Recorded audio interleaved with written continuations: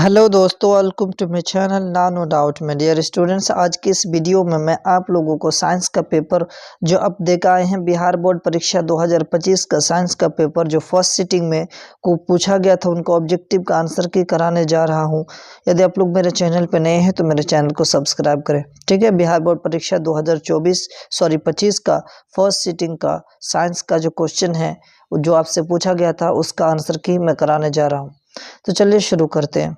सबसे पहला क्वेश्चन आपका फर्स्ट सिटिंग में पूछा था कि किरणों के समूह को क्या कहते हैं, तो प्रकाशपुंज। Option number B is the correct answer.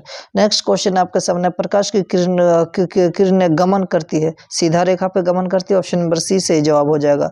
अगला क्वेश्चन आपके सामने में है क्वेश्चन नंबर 3 कि अवतल दर्पण किस प्रकार का दर्पण होता है, तो अभिसारी है ना। अवतल को अभिसारी बोलते हैं और उत्तल को अपसारी, अब पढ़े होंगे। ऑप्शन नंबर बी सही जवाब हो जाएगा। अगला क्वेश्चन आपके सामने स्क्रीन पर कि कार की हेडलाइट में निम्नलिखित में से किस प्रकार के दर्पण का उपयोग किया जाता है, तो ऑप्शन नंबर बी इसका सही जवाब हो जाएगा, अवतल दर्पण।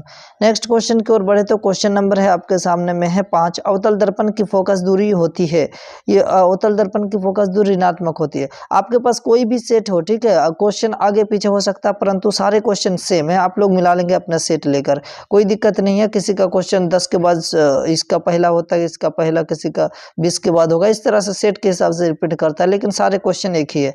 अगला क्वेश्चन की ओर बढ़ते हैं, किस दर्पण से हमेशा वस्तु से छोटा प्रतिबिंब बनता है, तो ऑप्शन नंबर सी इसका सही जवाब हो जाएगा, उत्तल दर्पण। अगला क्वेश्चन की ओर बढ़ते हैं, क्वेश्चन नंबर है 7। वायु में प्रकाश की चाल निर्वात में निर्वात की अपेक्षा कितने होती है, तो कम होती है। निर्वात खाली जगह बिल्कुल उसमें ज्यादा होती है, तो ऑप्शन नंबर ए सही जवाब हो जाएगा। अगला क्वेश्चन है कि प्रकाश द्वारा प्रदर्शित कौन सी घटना तारों के टिमटिमाहट में प्रदर्शित होती है, तो अपवर्तन। ऑप्शन नंबर डी सही जवाब होगा। अगला क्वेश्चन की ओर बढ़ते हैं, तो लेंस की फोकस दूरी एफ एवं क्षमता पी हो तो क्या होगा, तो पी क्या होगा, ऑप्शन नंबर बी यानी F into P is equal to 1। Option number B इसका सही जवाब हो जाएगा। अगला क्वेश्चन, कैमरे का कौन सा भाग आंखों के रेटिना की तरह कार्य करता है, तो वो होता है फिल्म। ऑप्शन नंबर सी इसका सही जवाब हो जाएगा। अगला क्वेश्चन की ओर बढ़े तो क्वेश्चन नंबर है आपके सामने 11। एक स्वस्थ मानव नेत्र के लिए निकट बिंदु तथा दूर बिंदु क्रमशः होते हैं कितना, 25 एवं अनंत। ऑप्शन नंबर सी सही जवाब होगा इसका। अगला क्वेश्चन है, चंद्रमा पर खड़े अंतरिक्ष यात्री को आकाश प्रतीत होता कैसा, काला। ऑप्शन नंबर सी सही जवाब होगा इसका। अगला क्वेश्चन है कि नेत्र की समंजन क्षमता कम हो जाने से उत्पन्न क्या होता है, जरा दृष्टि दोष। ऑप्शन नंबर बी इसका सही जवाब होगा। अगला क्वेश्चन है कि किसी चालक की प्रतिरोधकता का मात्रक क्या होता है, तो ओम मीटर। ऑप्शन नंबर ए इसका सही जवाब होगा। नेक्स्ट क्वेश्चन आपके स्क्रीन पर ऑप्शन नंबर है क्वेश्चन नंबर है 15। एक जूल में कितनी कैलोरी होती है, तो एक जूल में 0.23 कैलोरी होती है। ऑप्शन नंबर ए इसका सही जवाब होगा। अगला क्वेश्चन आपके सामने में है कि विद्युत बल्ब में फिलामेंट निम्नलिखित में से किस धातु का बना होता, टंगस्टन का। ऑप्शन नंबर सी सही जवाब होगा इसका।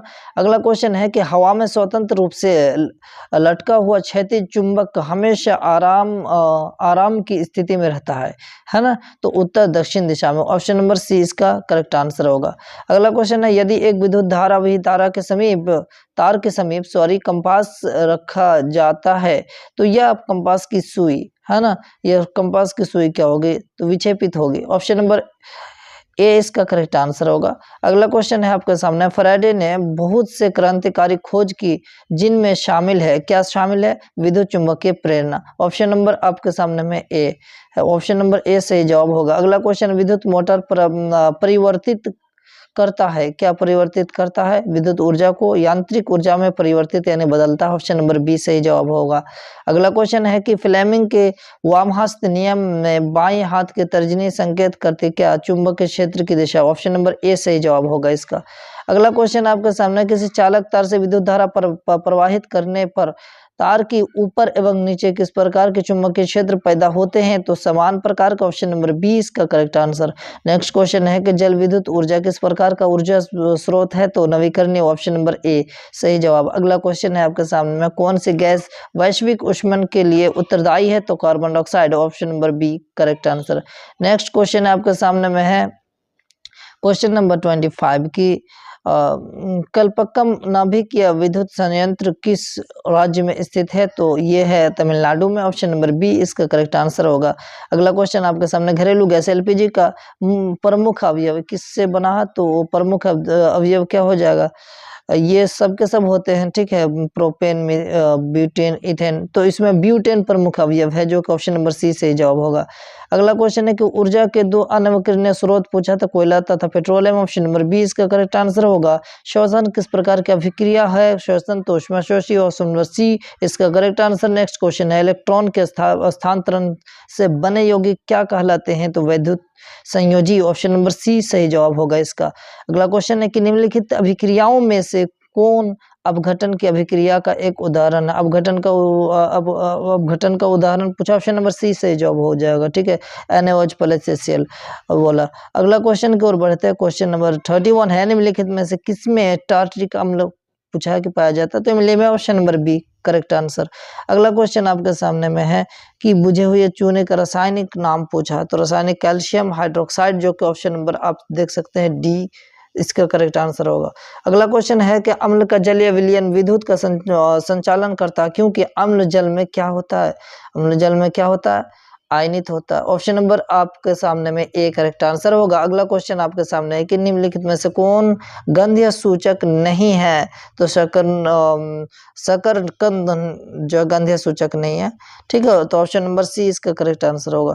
नेक्स्ट क्वेश्चन की ओर बढ़ते हैं। क्वेश्चन नंबर 35 है कि चींटी के डग में कौन सा अम्ल पाया जाता है? तो मिथेनॉइक। ऑप्शन नंबर आपके सामने में सी करेक्ट आंसर है। अगला क्वेश्चन है कि निम्नलिखित में से किसको जल में डुबो कर रखते हैं? तो श्वेत फास्फोरस को रखते हैं। ऑप्शन नंबर ए इसका करेक्ट आंसर होगा। अगला क्वेश्चन, अयस्क में अशुद्धि के रूप में उपस्थित पदार्थ कहलाते हैं, तो उसे गैंग या अधात्री कहते हैं। ऑप्शन नंबर बी इसका करेक्ट आंसर होगा।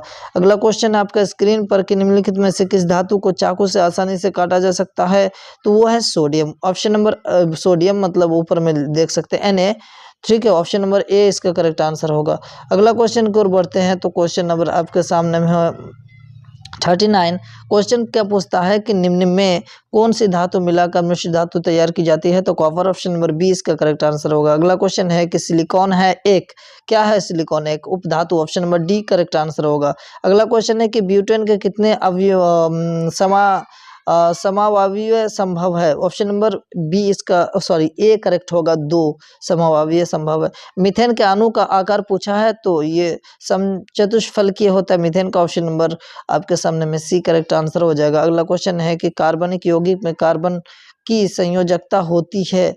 ऑप्शन नंबर डी इसका करेक्ट आंसर होगा। नेक्स्ट क्वेश्चन आपके सामने है कि निम्न में से कौन संतृप्त हाइड्रोकार्बन है? तो alkane. Option number A correct answer होगा। नेक्स्ट क्वेश्चन है कि एथिलीन का IUPAC नाम पूछा है, तो IUPAC इसका नाम हो जाएगा ऑप्शन नंबर सी एथीन हो जाएगा करेक्ट आंसर। नेक्स्ट क्वेश्चन को और बढ़ते हैं। आपके स्क्रीन पर देख सकते हैं क्वेश्चन नंबर 46 है कि मेंडलीव के आवर्त सारणी की एक कमी पूछे कि क्या थी?